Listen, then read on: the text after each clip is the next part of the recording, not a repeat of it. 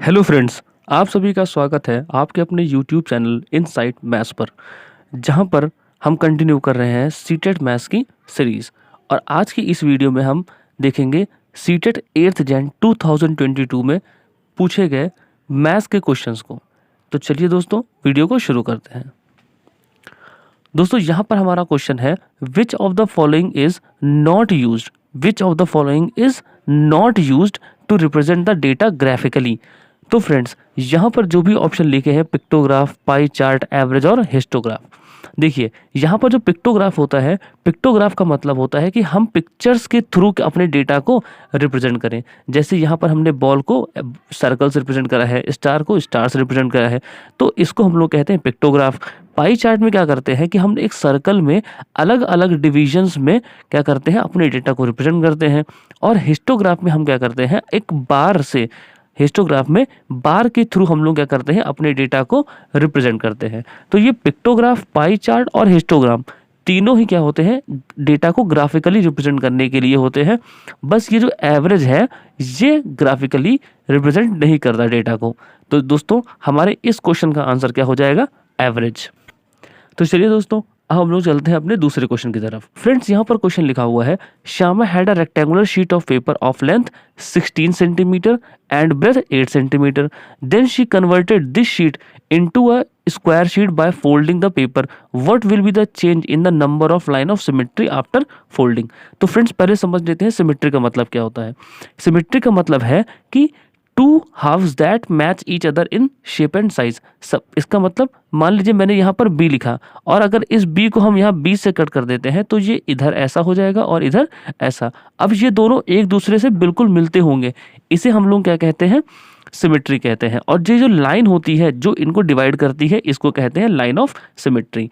Friends, rectangle में सिर्फ और सिर्फ दो लाइन ऑफ सिमेट्री होती हैं, जैसे कि मैंने यहाँ पर दिखाया है, एक लाइन ये और एक लाइन ये, इसमें सिर्फ दो लाइन ऑफ सिमेट्री है। लेकिन जब हम लोग इसको फोल्ड करके स्क्वायर में कन्वर्ट कर देते हैं तो इसके पास चार लाइन ऑफ सिमेट्री हो जाती हैं। दो ये पहले से थी, अब इसमें दो लाइन ऑफ सिमेट्री क्या होती हैं, और ऐड हो जाती हैं। ठीक है, तो यहाँ पर इसके पास टोटल चार हो गई। तो यहाँ पर जो क्वेश्चन लिखा है उसके हिसाब से हमारा ऑप्शन नंबर 3 सही होगा। Number of lines of symmetry increases by 2। तो अब हम लोग चलते हैं अपने थर्ड क्वेश्चन की तरफ। तो दोस्तों, यहाँ पर क्वेश्चन लिखा हुआ है Radha has a rectangular card whose length is 20 centimetre and breadth is 10 centimetre. Renu has a square shaped card with its side 15 centimetre.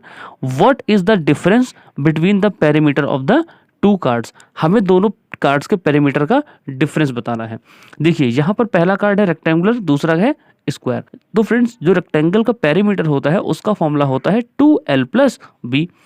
यहाँ पर लेंथ कितनी है, 20, और ब्रेथ कितनी है, 10। तो यहाँ पर हमने लेंथ और ब्रेथ की वैल्यू पुट कर दी, जो कि है 20 और 10। तो यहाँ पर इसको पुट करने पे देखेंगे 20 + 10 कितना होगा, 30।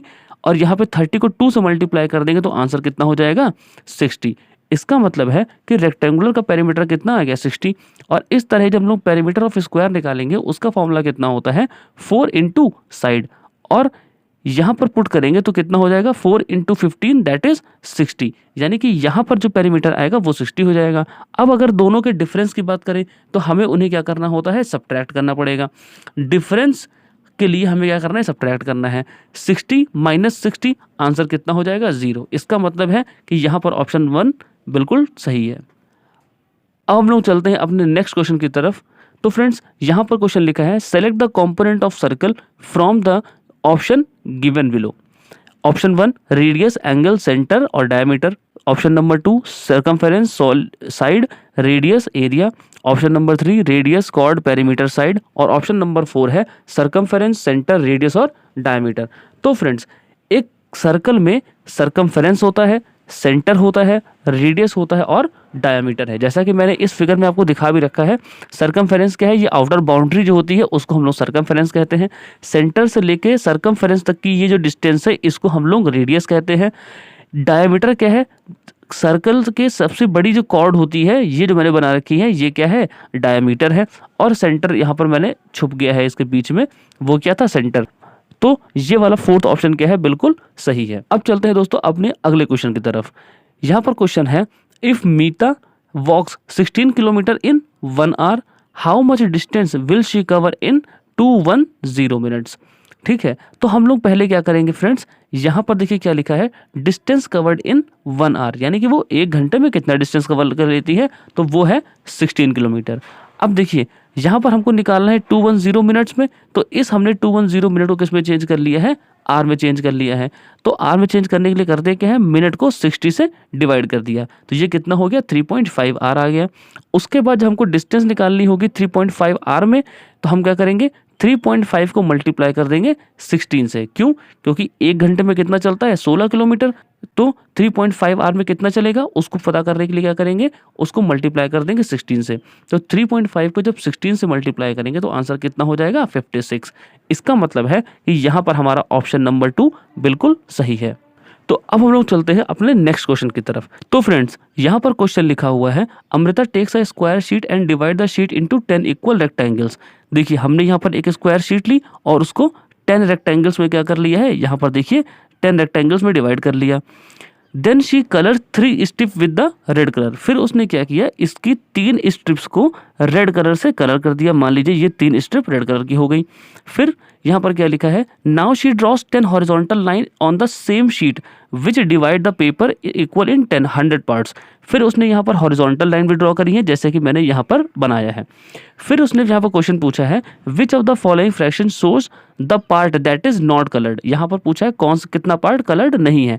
अब चूंकि ये 10/10 का स्क्वायर है और यहाँ पर 30 हमारे क्या हो गए हैं, स्क्वायर जो है छोटे स्क्वायर कलर हो गए हैं, तो रिमेनिंग कितने हमारे बचे, 70 बचे जो कलर नहीं है। तो अगर इसको फ्रैक्शन में कर रहे हैं तो टोटल हमारे पास 100 थे।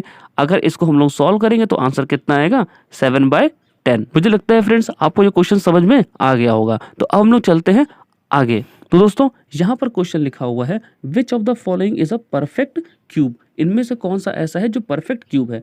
दोस्तों आपको पता है कि 25 क्या होता है, 5 का स्क्वायर, 36 क्या होता है, 6 का स्क्वायर, 64 क्या होता है, 8 का स्क्वायर, और 81 क्या होता है, 9 का स्क्वायर।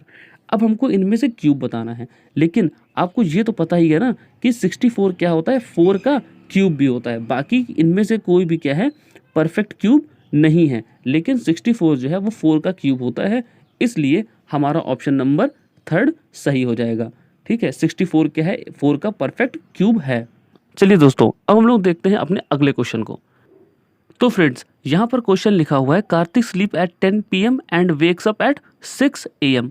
यानी कि 10 बजे सोता है और सुबह 6 बजे उठ जाता है। तो सोने में उसने कितना टाइम निकाल दिया, 8 घंटे का। He spends 1/8 of a day in playing and 1/6 of a day in studying. What part of the day he spend in other activities. अब देखिए वो निकाल देता है खेलने में कितना, 1/8 ऑफ अ डे। अब 1 दिन में 24 घंटे होते हैं, तो 1/8 ऑफ 24 कितना हो जाएगा, 3 आवर आ जाएगा। अब एक दिन में वो पढ़ने में कितना समय निकाल देता है, 1/6 ऑफ 24। 1/6 ऑफ 24 यानी कि 6 1 6, 6 4 24, यानी कि पढ़ने में 4 घंटे निकाल दिए। टोटल टाइम उसने कितना यूज़ कर लिया अपने एक दिन का, 15 आवर्स।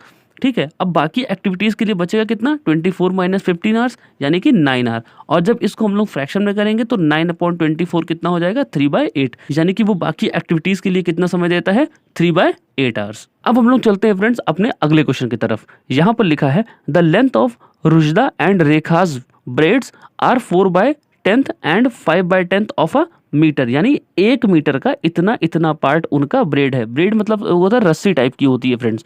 ठीक है, तो बताना है हमको सम ऑफ लेंथ ऑफ 2 ब्रेड्स। अब देखिए 4/5 ऑफ 1 मीटर, तो यहाँ पे तो 1 ही लिखा रहेगा और कितना आएगा, इसको मल्टीप्लाई करेंगे तो 4/5 आ जाएगा। और ऐसे ही 5/7 ऑफ 1 मीटर कितना हो जाएगा, इसको मल्टीप्लाई कर देंगे तो 5/7 ही आ जाएगा। अब हमको इन दोनों का टोटल निकालना है, यानी कि दोनों को ऐड करना पड़ेगा। 4/5 प्लस 5/7 को ऐड करेंगे तो आंसर कितना आएगा, एलसीएम लेने के बाद 53/35 आ जाएगा। और अगर इसको हम लोग डिवाइड कर देंगे तो ये आंसर कितना हो जाएगा, 1 होल 18/35। इसका मतलब है कि हमारा सेकंड ऑप्शन बिल्कुल सही है। अब हम लोग चलते हैं अपने अगले क्वेश्चन की तरफ। फ्रेंड्स यहाँ पर क्वेश्चन है, the sum of 10 - 10 10 - 10 10 - 2 even numbers of terms is कितना होगा। देखिए अगर हम 10 और -10 को सॉल्व करेंगे तो क्या हो जाएगा, ये कैंसिल हो जाएगा। जैसे कि 10 और -10 है, ये आपस में कैंसिल हो जाएंगे। ये 10 और ये 10 भी क्या हो जाएंगे, कैंसिल हो जाएंगे। ये 10 और ये 10 भी क्या हो जाएंगे, कैंसिल हो जाएंगे। ठीक है, अगर यहाँ पर इवन नंबर होंगे, इवन देखिए यहाँ पर कितने नंबर लिखे थे 6 और यहाँ पर कितने नंबर थे 6 और 6 कैसा नंबर है इवन। इसका मतलब है कि जब जब इवन नंबर्स आएंगे तब तक हमारा सम कितना आता जाएगा 0। क्यों? क्योंकि वो सब एक दूसरे से क्या हो जाएंगे कैंसिल हो जाएंगे। अगर यहाँ पर एक भी ऑड हो जाता तो वहाँ पर सम कुछ ना कुछ आ जाता, इसलिए इसका आंसर कितना हो जाएगा फ्रेंड्स 0 हो जाएगा। अब देखते हैं अपना नेक्स्ट क्वेश्चन। यहाँ पर क्वेश्चन है which of the following is equal to 1 and 6/10। Friends जब लोग प्लेस वैल्यू पढ़ते हैं तो उसमें पॉइंट के लेफ्ट साइड में जो नंबर होता है उसमें पहली डिजिट को हम लोग बोलते हैं वंस और सेकंड को बोलते हैं टेंस, और पॉइंट के राइट में जो होता है उसमें पहले डिजिट को बोलते हैं टेंस, सेकंड को हंड्रेड्स और थर्ड को थाउजेंड्स। और टेंस का मतलब क्या होता है 1/10, 100 का मतलब कितना होता है 1/100। और यहाँ पर हमसे पूछा है 1 and 6/10, तो 1 का मतलब तो 1 ही हो गया और 6/10 का मतलब क्या है कि 6 × 1/10, जिसका आंसर आएगा 0.6। तो अगर हम इन दोनों को ऐड करेंगे तो हमारा आंसर कितना हो जाएगा 1.6। इसका मतलब है कि ऑप्शन नंबर 2 बिल्कुल ठीक है। 1 and 6/10 किसके इक्वल होगा 1.6 के। चलिए देखते हैं अपना नेक्स्ट क्वेश्चन। यहाँ पर क्वेश्चन है which of the following are written in ascending order. इनमें से कौन सा है जो असेंडिंग ऑर्डर। असेंडिंग मतलब क्या होता है फ्रेंड्स, छोटे से बड़े की तरफ जाना। ये ऑर्डर कैसा होता है असेंडिंग ऑर्डर है। तो यहाँ पर अगर आप देखेंगे सबका सबसे पहले यहाँ पर कितना लिखा है 80.6। ये तो पहले ही गलत हो गया क्योंकि ये तो सबसे बड़ा नंबर यहीं पर लिख दिया है, बाकी सब में 0.866 ऐसे लिखा हुआ है। तो अब हमको इन तीनों में से चूज करना है। उसके बाद अगर आप ये नंबर देखेंगे तो ये नंबर जो है इन तीनों से बड़ा है, इसलिए ये भी क्या हो गया ऑप्शन से हट गया। उसके बाद अगर हम लोग आगे जाते हैं तो हम लोग यहाँ देखेंगे कि ये 0.066 है और यहाँ पर 0.06 है। इसका मतलब है कि ये वाला नंबर क्या है इस नंबर से बड़ा है, इसलिए ये भी कैंसिल हो गया और हमारा आंसर जो सही होगा वो कौन सा होगा ऑप्शन नंबर 3। तो चलिए दोस्तों अब हम लोग चलते हैं अपने नेक्स्ट क्वेश्चन पर। तो फ्रेंड्स ये थोड़ा सा लेंथी क्वेश्चन है, इसको थोड़ा सा आराम से और ध्यान से पढ़ के समझने की कोशिश करिएगा। क्वेश्चन है to play meow game everyone stand in a circle. सब लोग सर्कल में खड़े होते हैं। 1 player call out 1, the next player call out 2। यानी कि यहाँ पर 1 2 3 4 5 6 7 लोग खड़े हैं और यहाँ पर क्या करना है a player who has to call 7 और a number can be divided by 7 has to say meow. यानी कि जो 7th नंबर पे होगा या फिर 7 के जो मल्टीपल पे होगा या फिर जो 7 से डिवाइड होता होगा, जैसे कि 14 है 14 आ गया, इस तरह के नंबर पे होगा, वो क्या करेगा उसको मियाओ बोलना है। और अगर वो मियाओ नहीं बोलेगा तो हार जाएगा।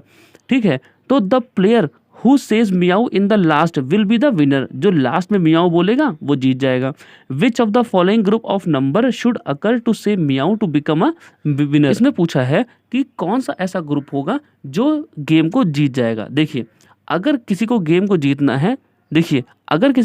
जीतना है तो उसे हर बार मियाओ बोलना पड़ेगा और मियाओ तभी बोलेगा जब वो 7 का मल्टीपल होगा।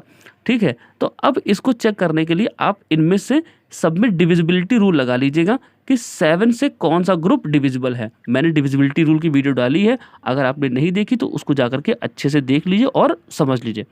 तो फ्रेंड्स अगर आप इन तीनों ग्रुप में डिविजिबिलिटी रूल लगाएंगे तो आप सिर्फ ये वाला ग्रुप पाएंगे जिसमें क्या है तीनों नंबर 7 से डिविजिबल हैं। इसका मतलब है वो आदमी जो इन तीनों नंबर पर मियाओ बोलेगा वो क्या करेगा इस गेम को जीत जाएगा।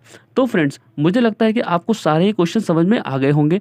अगर आपको किसी भी क्वेश्चन में कोई डाउट होता है तो आप मुझे कमेंट सेक्शन में ज़रूर बता दें। और फ्रेंड्स अगर आपको वीडियो अच्छा लगा हो तो प्लीज़ इसको लाइक करिएगा, शेयर करिएगा, कमेंट करिएगा। तो मिलते हैं अपनी अगली वीडियो में, तब तक के लिए बाय बाय।